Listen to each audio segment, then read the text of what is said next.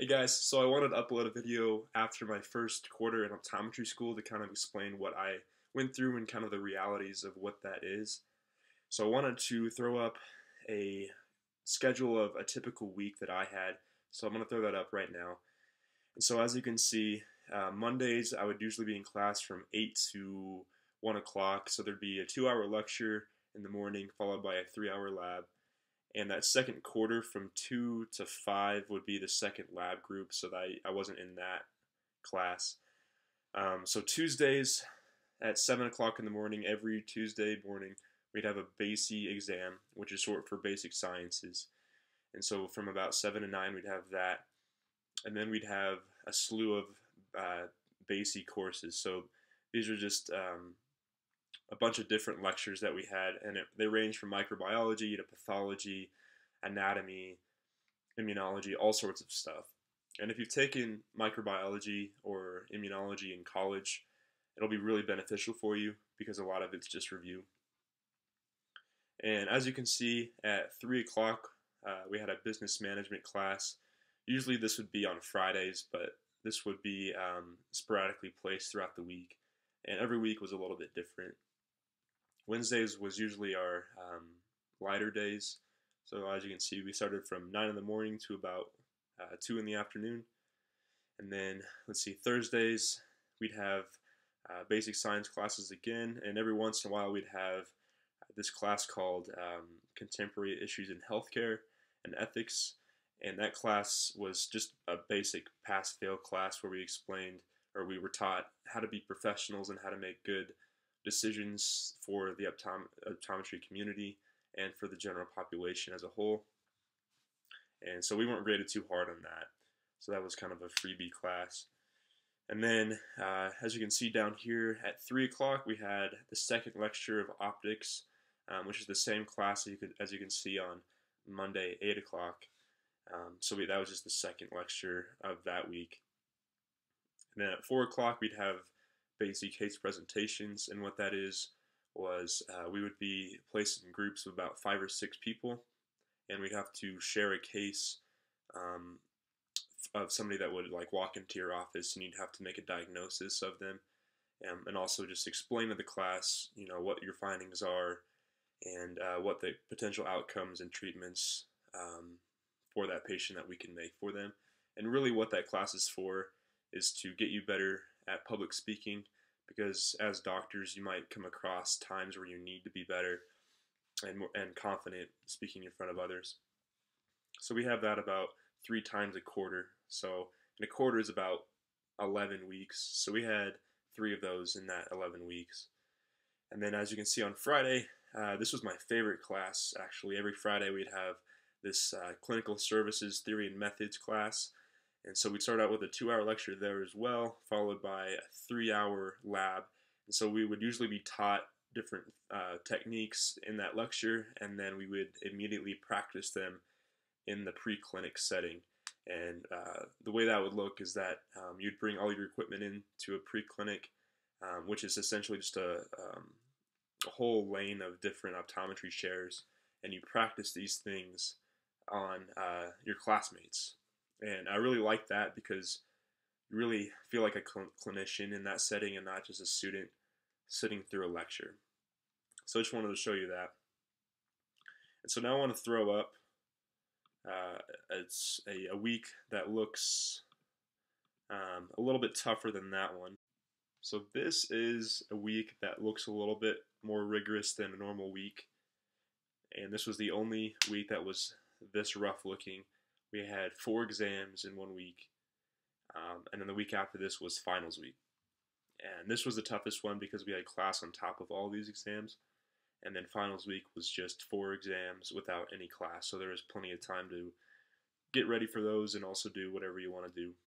So I also wanted to kind of talk about a typical weekend at Midwestern. Some weekends were way more busy than others.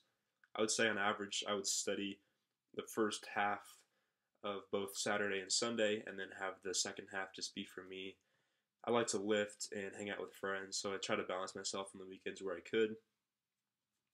And really, it's up to you. I would say if you want more free time, the more free time you have results from how well you plan. And what I mean by that is if you can plan for the next day in advance, um, then you're going to know like when you're going to study and when you're going to take some time off.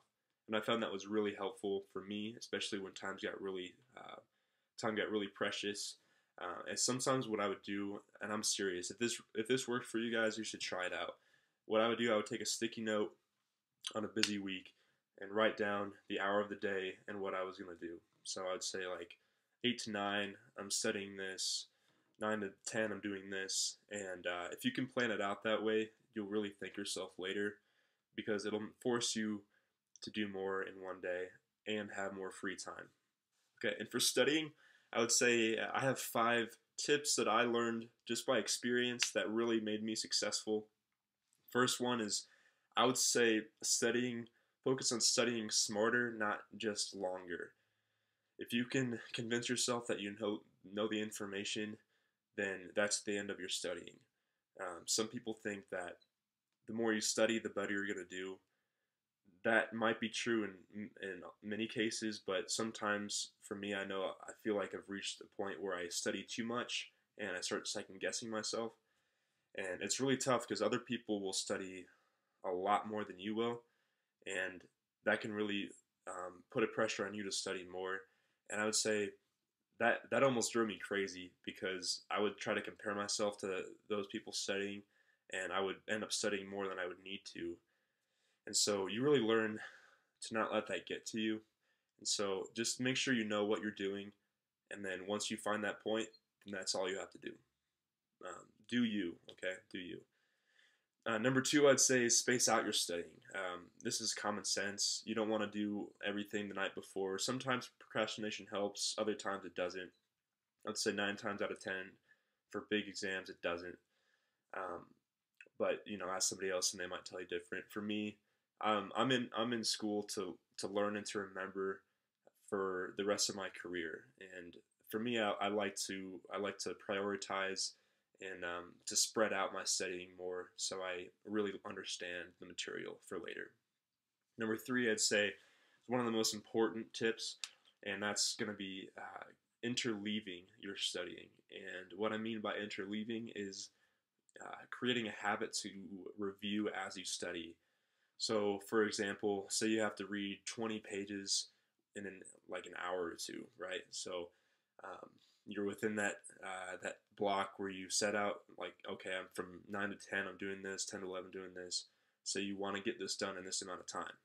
And what I think that helps me to solidify my knowledge in that time is to go back and review. So, for example, sometimes I'll read a page of notes, and at the end of that page, I would be patient, take a minute, and not go on to the next page, and to think about what I just read, whether that be paraphrasing in my mind or going back and writing it down in my own words. And I really feel that helps a lot for me because I'm not just, throwing information in and letting it slip later.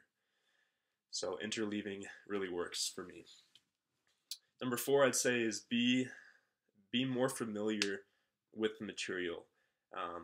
And being more familiar with anything will make you more successful. I mean, if you think of professional athletes and you think of where they got to be, they didn't just throw free throws the night before or ran a mile the day before an event.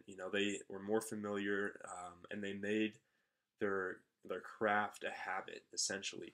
And so if you can make something a habit, it just makes it that much easier to keep. The hard part is making that habit. So if you can make the habit, you can get past that point of struggling to keep it going. If you can make it past that, then it's easier. So be familiar with the material because ultimately that's going to make you a better eye doctor.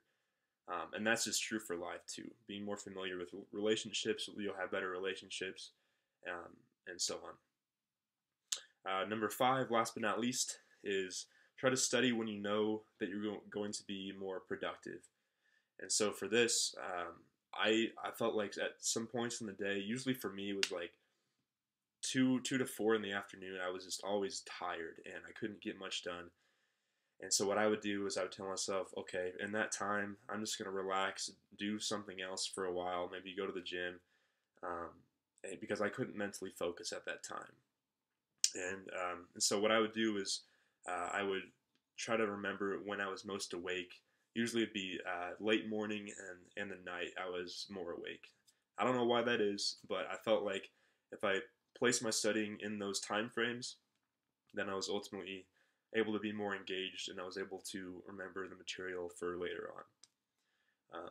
So again, number one, study smarter, not longer. Number two, space out your studying so you're not overwhelmed all at once. Number three, interleaving your studying is very beneficial, going back and reviewing so you remember it. Number four is to be more familiar with the material, make your craft a habit. And number five is to understand when you're more productive in the day.